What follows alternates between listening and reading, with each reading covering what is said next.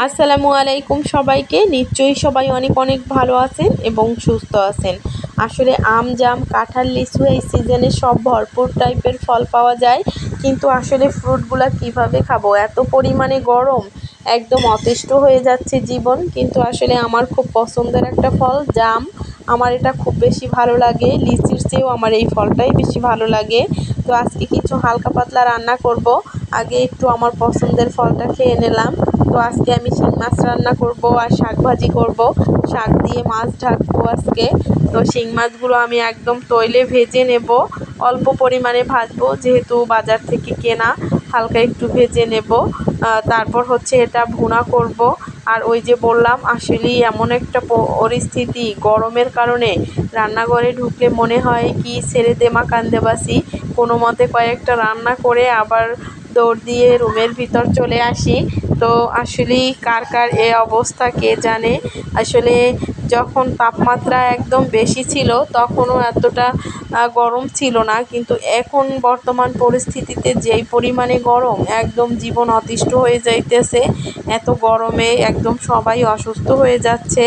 তো আমি এর জন্য একদম হালকা পাতলা রান্না করব, শিং মাছের ঝোল রান্না করব আর হচ্ছে শাক ভাজি করব।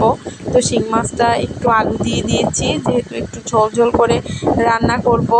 আর আসলে এখন গরমের ভিতর আসলে খাবার দাবার খাওয়াই আসলে মুশকিল হয়ে যাচ্ছে। মানে কোনো কিছুই মুখে ভালো লাগছে না, রুচি একদম নষ্ট হয়ে যাইতেছে। তো এই জন্য ভাবলাম একটু শিং মাছের ঝোল করি। মানে ঠান্ডা ঠান্ডা যেই খাবারগুলো খেলে কোনো ক্ষতি হয় না, তো আমি সেই খাবারগুলোই আজকে রান্না করব। আর এদিকে হচ্ছে আমি কলমি শাক নিয়েছি। কলমি শাকটা হচ্ছে আলু দিয়ে ভাজি করব। এভাবে করলে আসলে বাচ্চারাও খায় এজন্য।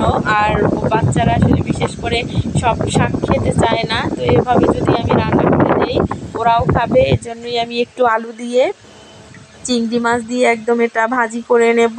তো আসলে আজকে এত পরিমাণে গরম পড়ছিল, রান্নাঘরে ঢুকে আমার একদম মাথা খারাপ হয়ে যাইতেছিল, এরকম অবস্থা। আর আজকে আমি একদম আমার ঘরোয়াভাবে যেই টুকটাক কাজগুলো করি সবগুলোই আসলে টুকটাক করে শেয়ার করতেছি। তো আমি হচ্ছে বাসায় একটা পাউরুটি বানিয়েছিলাম, এত সুন্দর পারফেক্ট হয়েছিল রুটিটা।